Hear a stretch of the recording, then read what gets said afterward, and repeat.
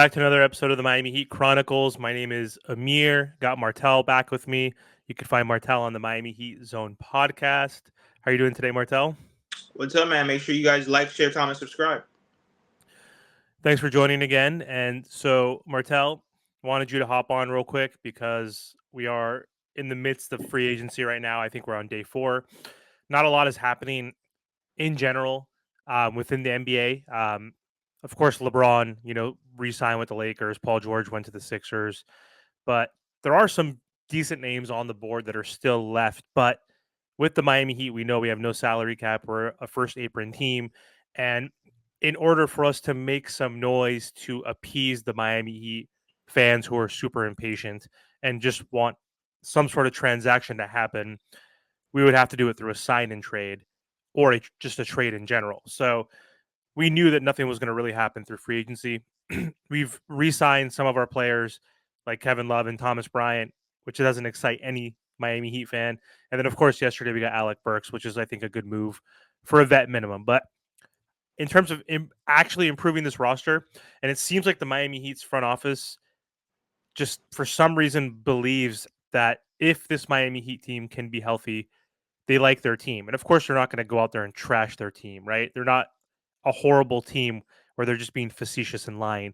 But they are these middling teams that we do have good pieces, but I don't understand like the sentiment of like thinking that if we're just healthy, we have enough to win, especially when the Knicks made their move for Bridges. And again, I mentioned PG to the Sixers. All these teams around us are getting better. So my question to you, Martel, is if we're going to take one more stab with Jimmy Butler in a contract year, hoping everybody's healthy to make one last run, what are your thoughts on the whole Zach Lavine thing? So right now we've been linked to DeMar DeRozan.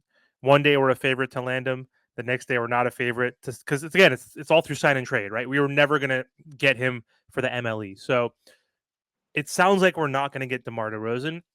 And Lavine seems realistically like the option that could be available. It's just, are the Miami Heat willing to take on his contract and deal with his injury history? And so I wanted to get your thoughts on that. Like, do you think the Miami Heat should pivot now that DeMar seems unlikely and focus more on Lavine? So a lot of people, which you can't really blame Miami Heat fans. Listen, we all want to change. We all want to see this roster look different. We all want to see some trades. But then at the same time, I don't want the Miami Heat to make a trade just to make a trade. Because then at the end of the day, think about it. Mhm. If they're not going to re-sign Jimmy right now, I really doubt it they're going to do it later. Because think about it. I mean, why would they do it next year when he's 1 year older? So this is why I always say that the Miami Heat need to pick a direction. So I want the Miami Heat to make a trade that makes sense. Does getting a Zach Lavine technically make sense? I don't think so, only because he's, 29, 30 years old. To be honest, he's an older Tyler Herro. You know what I mean? With that contract, he makes way more money than Tyler. So we're actually taking more money on our books. Me personally, like I said, I'm not the biggest Zach Lavine fan. He's not a good defender. Yes, he's a good scorer, but can you count on him enough to be on the floor? That's like one of like the biggest questions. So would I mind a Zach Lavine? I think that if we can maybe get kind of like a Colin Sexton and like a John Collins type of deal, where you get like a 2-for-1, so that you get like a backup point guard, but then you also get a power forward or a small forward, like something like that. Because like I said, the Miami Heat right now, we have a lot of holes on this roster. The guard rotation is absolutely full, so you definitely know that a trade should be coming soon within the guard rotation. Yeah, but would you take Zach Lavine if they attach that first round pick? So it seems like Chicago is willing and desperate enough to possibly give if they are, I mean, that desperate to give up a first round pick. It means they want to remove him off those books big time. Obviously, right? I've never seen a scenario right now where the team is attaching a former All Star who's still in his prime, with a first round pick just to get rid of him because he's due, I think, a 4 year, $138 million left on his contract, or he's making 3 years left. So he's making 45, like 47 and 49 per year. And what are your thoughts though if they throw in that sweetener? Because again, the Miami Heat, we're going to take on more money because if we give him Tyler Hero, he has 3 years left, 93. So that's taking on like 45 extra million in the future. So, what do you think about that first round pick? Because we need assets, right? We haven't been the best at asset management, so that can help us in the future. So, what are your thoughts on the pick if they include That it? that is the key because it's like what you said. We need to get these assets up. I mean, yeah, we have good young players, but right now, as you can see, all the teams, especially the bad teams that are trying to get out of these bad contracts, obviously they're tanking. Obviously, they're selling their whole team. So they don't really want another young player because it really doesn't do anything for them. They want picks. So yes, if we're gonna get a first round pick with Zach Lavine, I think the Miami Heat have to say yes. But to be honest, I really just think it comes down to how does the Miami Heat organization see Tyler? You know what I mean? Because we're hearing good things, we're hearing bad things. We really don't know like how they really feel about Tyler. Because if they want to keep Tyler, then guess what? Well, then we won't really make a crazy move like that because they think that Tyler's upside is right there. But that's what I'm saying. Like if it's for a slightly better, more convenient move where you Yep. get two role players and it's a little bit cheaper instead of taking on that big salary, I think that's what they're more leaning to. Yeah, it's also like I have a feeling they do like Tyler. He is just turned 24. Is a good player. He's polarizing. I love him and hate him at the same time, right? Like I don't want him off this team and think he has to be traded no matter what.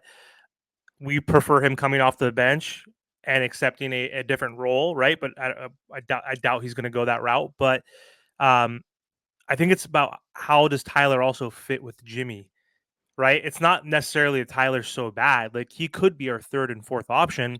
It just hasn't worked out with Jimmy Butler on this roster.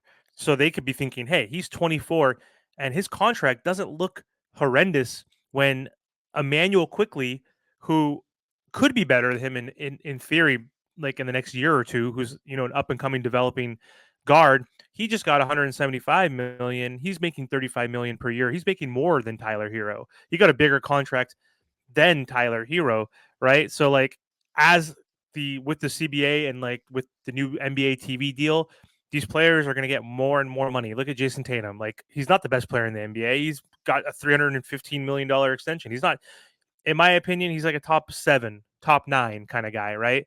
And look at him. He's getting paid the most. So it's just the nature of NBA contracts. So maybe you're right. Maybe they're like, I don't know if we want to get rid of Tyler. Maybe they can get rid of Terry because we do have a crowded backcourt. Terry has a friendlier contract. It's only a 2-year deal. And he's kind of more of a win now type of piece, more experienced than Tyler Hero. He's 29 years old himself. So who knows? We are crowded in the backcourt to your point. So my last question to you before we hop off. So back to the Chicago Bulls. So we both agree that if they do throw in that first round pick, the Miami Heat should seriously consider this. And I agree. I don't if they don't throw in a first pick, I'd rather go Brandon Ingram or who knows who is actually available when it comes to like Trey Young or Markkinen or one of those guys. But what are your thoughts on Vuce? Because there was a report I think like 4 days ago, basically when DeMar said he's an unrestricted free agent, he basically was saying I'm not coming back to the Bulls. And they said because of that, and the assumption that they want to get rid of Lonzo Ball, also who hasn't played in years, and Levine, they possibly want to blow it up completely and get rid of Vucevic. And we talked about that as a fit next to Bam. Again, we have a crowded backcourt. Do you think it's possible to trade either a Tyler or a Terry for him? He's making $20 million per season for 2 seasons, so he has 2 years, 40 million left on his contract. I think he would be an amazing fit next to Bam. He's 33, but he's still not too old, right? He's got a couple years left, and I don't know who else they would have to attach to make the salaries work. They probably would have to throw in another player because Terry and Tyler make 5 million and 9 million more than him. But what are your thoughts on him if he becomes available? So he would have been nice. However, like think about it. We have Bam, we have Khalil Ware, we have Kevin Love, we have Nikola Jovic, we have Thomas Bryant. If they didn't bring Thomas Bryant back, I think he would have been a good option. But it's just like right now, our big man rotation is stacked up right now. And it's like we can't take the minutes away from Nikola Jovic and then possibly Khalil Ware because he even said it. Their goal is for him to play next to Bam Adebayo. Will he play next to Bam game 1 or game 20? No. But I think sometime this season, we're definitely going to see them together. And I really do think they're leaning towards going young. That's why, like, they want to make a move to be competitive, not to win a championship. And I think that Miami Heat fans have to realize that they want to make a move to be competitive. But you can't really Why? realistically right now, because the thing is their hands are tied. They've made a lot of mistakes and they're tied up in salary. So you can really only do so much. And especially when you have other teams that they don't have to take your offer, they don't have to work with you because they're going to want to get the next offer. So they know right now, I know for a fact they could say, well, oh, well, we've never been healthy. This Miami Heat team is never healthy. So we can't use health as an excuse. Okay. This Miami Heat team, they're going to make a move to be competitive. Of course, do they want the superstar? Of course they do, but the superstar is not available. So I think right now they're going to make a good enough move so that they can be competitive, but they don't have a championship roster. Absolutely not. I'm And tired of this. especially Like, like when you're bringing back guys like Thomas Bryant and Drew Smith, even though Drew Smith is on the two-way, but you brought back Thomas Bryant and you didn't even play him. So like, I mean, like, is he going to play now? Which I thought he should have played last year. So Vucevic does sound good. However, our big man rotation right now is absolutely full, and I know for a fact they're going to want. I mean, Bam's never really coming off the floor, and with Nikola Jovic and Khalil Ware, I know they're going to lean into those guys a lot. yeah, I mean, if they're willing to take again one last dance or like step with Jimmy Butler and Bam, and even maybe Tyler, right, or one of Tyler and Terry, I would go for a Vucevic, or I would try to add Vuce. I know we are crowded, but again, we're doing a blended build, which just simply has not worked and doesn't really work. Like you see, most recently, the Golden State Warriors have tried that with um, Clay, Steph, and Draymond, and they had Moody and Kuminga, and they did get lucky with the exception of winning that championship um, against the Celtics. No, Wiggins but you played could do it. You could do it. The problem is the Miami Heat don't have the proper role players because I think we have pretty or good role players. stars or stars. I mean, they have Steph Curry, one of the best players in the NBA And we history. don't talk about this enough. Bam and Jimmy are not elite scorers. Yeah, Jimmy Butler could do it sometimes in the playoffs, but those two, our two best players, are not elite scorers. Scoring doesn't come easy to them. So that's going to trickle down to the rest of the roster. I like Caleb Martin, but he's always banged up and he's very inconsistent. That's not a high level role player. We don't have any high level role players on the Miami Heat. All we have is hard work. And unfortunately that can only get you so far. Yeah, I mean, with the Warriors, it was technically successful, but one in those 5 seasons when they were trying to do the blend, they won, and they wasted their Steph, Draymond, Clay build, even though Clay was injured, right? But like you see, it didn't work. That's why they got rid of Clay. They're going into a different direction right now. Like it's hard to develop young guys and try to compete for championships. So with Vuce, I'm not saying I'd want to trade Jovic, but it's like at this point if you want to go all in for one more season with Jimmy, it could make sense because he's a double machine. 18 and 11 last season, 3 assists. Like he could spread the floor a little bit. But And that's what also I'm one stat, saying. but They one don't stat want though, to go all in like that for him. They're not going it's to go all in for him. They're going to go all in it's not for even all in Lori and though. all these guys. But it's not even all in. He's got 2 years, $40 million. You can trade Terry Rozier's making 25 and 28. You know what I mean? We're crowded backcourt. Keep Tyler then, like, or trade Tyler for him. Get money off the books. That's three years for Tyler, 93 versus the 40 coming back. They would have to attach someone else. I'm assuming because Tyler makes 29 next season. Vuce makes 20. So if they throw in someone who makes 8 to 9 million, we'll take those two players. It's not even going all in. And also, to your point, you said Jimmy Butler and Bam are not elite. Nikola Vucevic averaged 24 points per game 3 years ago on the Orlando Magic before he got traded to the Bulls. Jimmy Butler has never scored 24 points a game in his career. So he's 23 was the closest. It's not far off, but just to show you this guy who got 18 and 11 last year.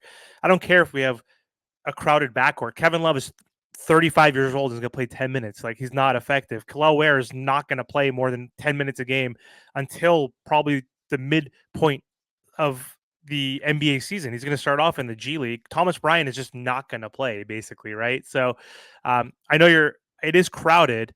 It is a crowded backcourt, but he could essentially be the power forward next to Bam. So it's like there's Jovic, Love, Vucevic, right? You can have three in the power forward spot. You can have three in the center spot, which is Bam, Ware, and Bryant. So it might be crowded, but I would take a flyer on it because we're in a weird spot where we're trying to compete. To your point, we're trying to get a whale if possible, It's very difficult. Us Heat fans are spoiled, and some of us are really dumb to think that, oh, this Heat organization sucks because we can't get the superstar. Yes, have they made mistakes with asset management and whatever? Yes. Like, but are they a world class organization still that had some road bumps? Like, look at the Spurs, world class organization. They have 5 championships, more rings than we do. They went through a rebuild.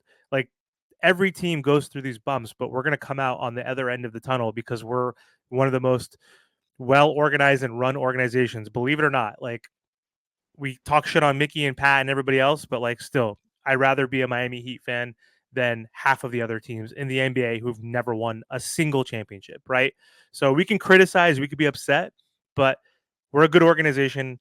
We'll figure it out, right? We're trying, but it's still frustrating as hell doing this blended bullshit build right now. So we'll see what happens. But anyway, thanks, Bartel, for hopping on. Don't forget to like, comment, share, and subscribe to both our channels.